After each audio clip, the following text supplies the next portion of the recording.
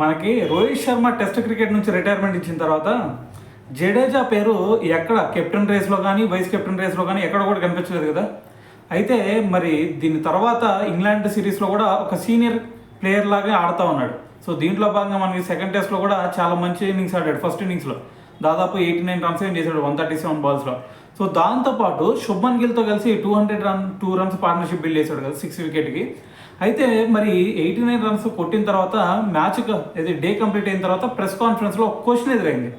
ఆ క్వశ్చన్ ఏంటంటే, మీకు టెస్ట్ కెప్టెన్సీ చేసే ఆలోచన ఏమన్నా ఉందా అని చెప్పేసి ఒక క్వశ్చన్ అడిగితే మనోడు నవ్వుతో ఒక ఆన్సర్ ఇచ్చాడు. నాకు ఇప్పుడు అటువంటి అవకాశం లభించదు అనుకుంటున్నాను నేను అని చెప్పేసి నవ్వుతూ ఆన్సర్ ఇచ్చేసాడు.